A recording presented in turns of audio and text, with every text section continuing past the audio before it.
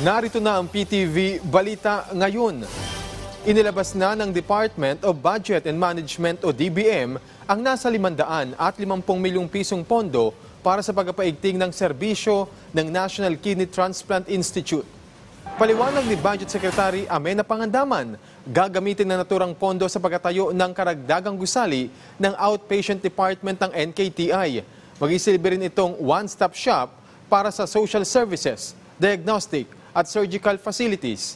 Ang paglalabas po ng pondo ay alinsunod sa commitment ng Administrasyong Marcos na mapabuti ang healthcare facilities sa bansa.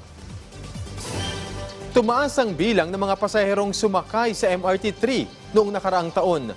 Sa tala ng MRT-3, umabot sa 129,030,158 ang sumakay sa tren noong 2023. Mas mataas ito ng 30% kumpara sa 98,330,683 na naitala noong 2022. Nainiwala sa MRT-3 Officer in Charge at Transportation Assistant Secretary Georgette Aquino na tumaas ang bilang ng mga sumakay sa tren dahil nagbalik na sa trabaho ang mga manggagawa pagkatapos ng lockdown na dulot ng COVID-19 pandemic.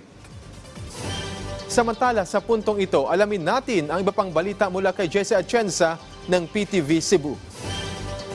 Daghang salamat, Alan, o maayong adlaw. Sub-sub na ang pagpangandam sa lokal nga kagamhanan sa dakbayan sa Sugbo alang sa nagsingabot nga sinulog sa Sugbo, Philippines 2024.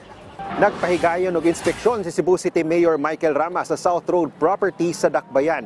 Din plano nilang ipahigayon ang Grand Parade sa sinulog nga bukas alang sa publiko, ilabi na sa mga balikbayan ug mga turista. Uban ni Mayor Rama ang mga department heads sa LGU sa Cebu City, lakip na ang kapulisan. Kini na ang ikaduhang tuig sa pagpahigayon sa sinulog Grand Parade sa South Road Properties nga gilauman sa lokal nga kagamhanan nga makapamantinir sa Cebu isip world-class destination sa cultural events. Samtang sa laing bahin gilusad sa LGU sa Dakbayan sa Mandawi ang Presidensya Clock Tower nga mahimong kabahin sa ilahang pagpalambo sa turismo sa Dakbayan. Sa unang higayon, nadunggan ang tingog sa Clock Tower atol sa pagsugat sa bagong tuig sa LGU sa Mandawi.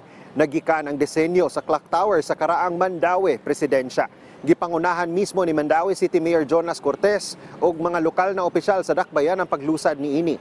Ang maong Presidensya Clock Tower kabahin lang sa Phase 1 sa plano sa LGU nga pag-renovate sa Heritage Plaza aron makadani og mga turista. At yan ang mga huling balita mula sa PTV Cebu. Ako si Jesse Atienza. Balik sa inyo, Alan. Daghang salamat, Jesse Atienza. At yan po ang mga balita sa oras na ito. Para sa iba pang updates, i-follow at ilike kami sa aming social media site sa @PTVPH. Ako sa Alan Francisco. Magandang hapon.